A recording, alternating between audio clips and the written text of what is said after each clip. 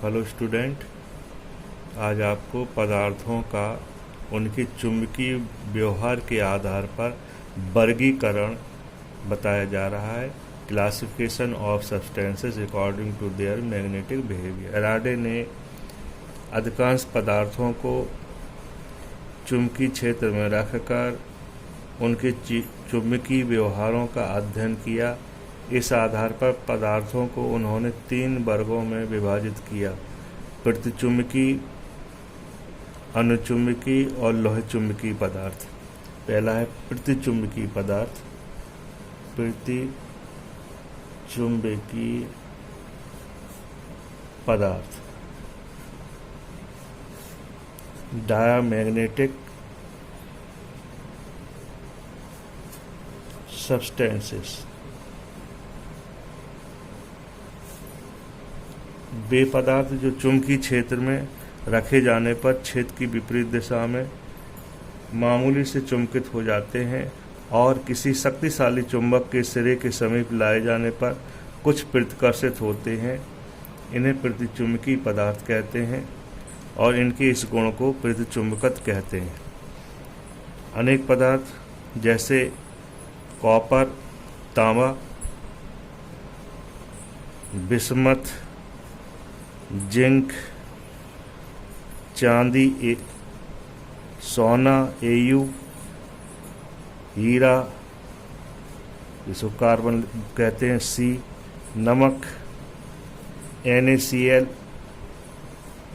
जल, H2O, mercury, पारा, Hg, nitrogen, N2, hydrogen, H2 आदि प्रतिचुंबकीय पदार्थ हैं। इसके बाद है अनुचुंबकीय पदार्थ। अनुचुंबकीय पदार्थ पैरामैग्नेटिक सब्सटेंसेस। वे पदार्थ जो चुंबकीय क्षेत्र में रखे जाने पर चुंबकीय क्षेत्र की दिशा में मामूली से चुंबकित हो जाते हैं एवं किसी शक्तिशाली चुंबक के सिरे के समीप लाए जाने पर कुछ आकर्षित होते हैं। ऐसे पदार्थों को अनुचुंबकीय पदार्थ कहते हैं और उनके इस गुण को अनुचुंबकत्व कहते हैं। जैसे platinum Pt, sodium, aluminium, manganese Mn, copper chloride CuCl2, oxygen आदि अनुचुंबकीय पदार्थ हैं। लोह चुंबकीय पदार्थ। लोह चुंबकीय पदार्थ फेरोमैग्नेटिक सब्सटेंस। Ferromagnetic substances. वे पदार्थ जो चुंबकीय क्षेत्र में रखे जाने पर चुंबकीय क्षेत्र की दिशा में प्रबल रूप से स्ट्रांगली मैग्नेटाइज हो जाते हैं, प्रबल रूप से चुंबकित हो जाते हैं एवं किसी शक्तिशाली चुंबक के सिरे के समीप लाए जाने पर कुछ तेजी से आकर्षित होते हैं।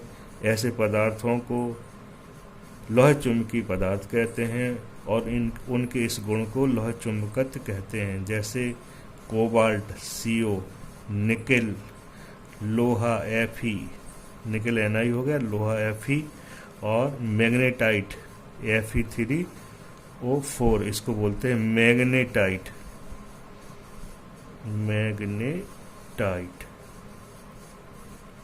Fe3। अब आपको चुंबकीय पदार्थों के संबंध में कुछ डेफिनेशन पढ़ाई जा रही हैं। Some definition related to magnetic substance. First है चुंबकीय प्रेरण, मैग्नेटिक इंडक्शन। जब किसी चुंबकीय पदार्थ को किसी बाह्य चुंबकीय क्षेत्र में रखा जाता है तो वह पदार्थ चुंबकित हो जाता है। पदार्थ में इस प्रकार उत्पन्न चुंबकत्व को प्रेरित चुंबकत्व कहते हैं। इस घटना को चुंबकीय प्रेरण कहते हैं। इसे B वेक्टर से रिप्रेजेंट करते हैं। MKS पद्धति में चुंबकीय प्रेरण B वेक्टर के मात्रक वेबर प्रति मीटर स्क्वायर, वेबर पर मीटर स्क्वायर अथवा न्यूटन पर एम्पियर मीटर। एक और मात्रक, एक दो, तीसरा मात्रक है टेस्ला। टेस्ला सीजीएस पद्धति में इसका मात्रक, चुंबकीय प्रेरण का मात्रक होता है गॉस।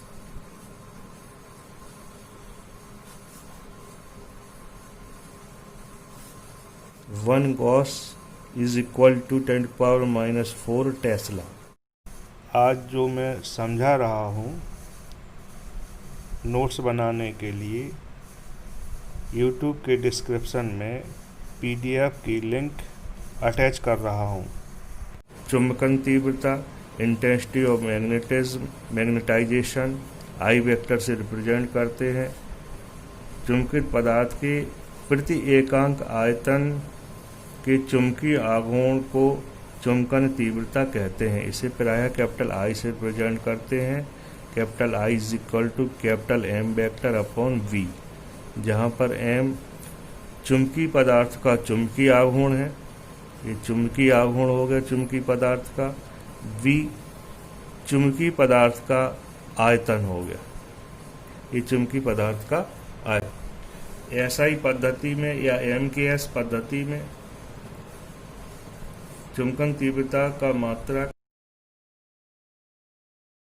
नेक्स्ट है चुंबकीय तीव्रता, मैग्नेटिक इंटेंसिटी। इसे H वेक्टर से रिप्रेजेंट कर। चुंबकित पदार्थ के भीतर वास्तविक चुंबकीय क्षेत्र, बाह्य चुंबकीय क्षेत्र तथा पदार्थ के चुंबकन के कारण उत्पन्न चुंबकीय क्षेत्र के योग के बराबर होता है। चुंबकन क्षेत्र के पदार्थ को चुंबकित करने की क्षमता एक वेक्टर H से रिप्रेजेंट करते हैं और जिसे उस पदार्थ की चुंबकीय तीव्रता कहते हैं। इसको निम्न समीकरण द्वारा व्यक्त किया जा सकता है। H vector is equal to B vector upon μ0 minus I vector, जहाँ पर μ0 निर्वात या वायु की चुंबकशीलता है। MKS पद्धति में मात्रक है इसका ampere.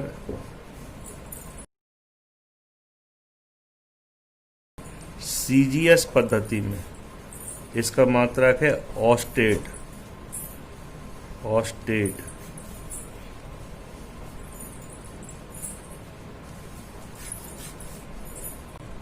Next 4th number definition है चुंबकशीलता, मैग्नेटिक परमिएबिलिटी, म्यू से रिप्रेजेंट करते हैं।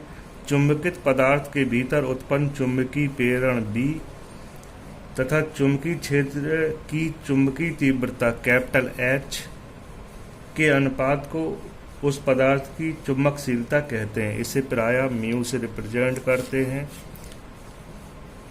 इसका मात्रक MKS पद्धति में इसका मात्रक न्यूटन पर एम्पियर स्क्वायर होता है। एक दूसरा मात्रक इसका और होता है वेबर पर एम्पियर मीटर। दो मात्रक होते हैं, न्यूटन पर एम्पियर स्क्वायर और दूसरा अथवा में इसका है वेबर पर ampere metre. 5th number topic पढ़ते हैं सापेक्ष चुंबकशीलता, रिलेटिव मैग्नेटिक परमिएबिलिटी। इसे μr से रिप्रेजेंट करते हैं। इसकी डेफिनेशन क्या है? किसी चुंबकीय पदार्थ की सापेक्ष चुंबकशीलता उस पदार्थ की चुंबकशीलता म्यू एवं निर्वात या वायु की चुंबकशीलता μ0 के अनुपात के बराबर होती है। यह एक विमाहीन राशि है, कोई इसकी विमा नहीं होती, विमाहीन राशि है। निर्वात या वायु के लिए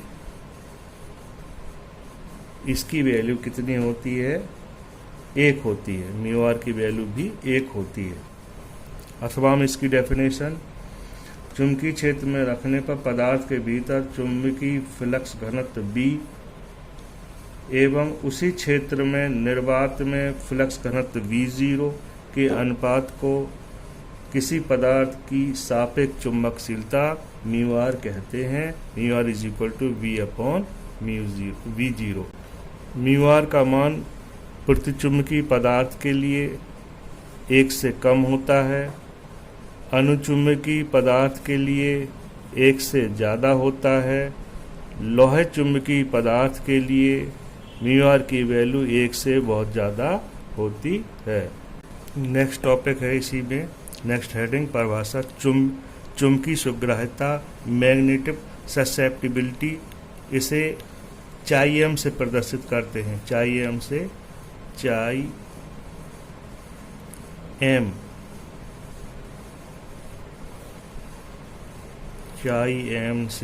प्रदर्शित करते हैं।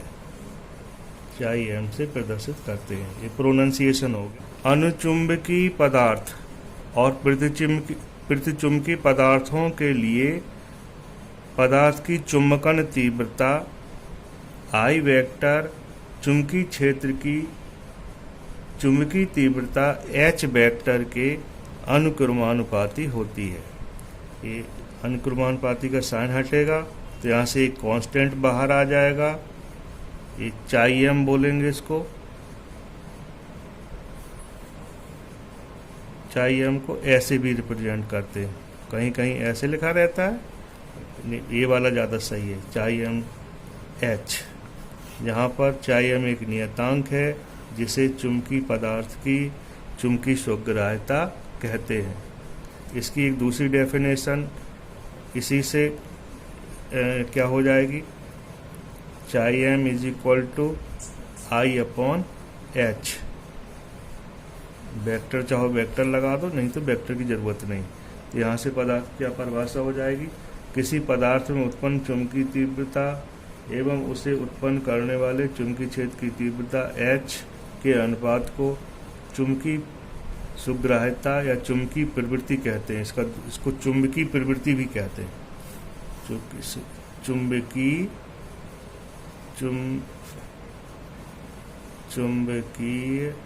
प्रवृत्ति भी कहते हैं। इस chi-m को चुंबकीय प्रवृत्ति भी कहते हैं। अब एक महत्वपूर्ण आर्टिकल है, सापेक्ष चुंबकशीलता μr एवं चुंबकीय सुग्राह्यता या चुंबकीय प्रवृत्ति chi-m में संबंध। ये इम्पोर्टेंट है, बोर्ड में आता है।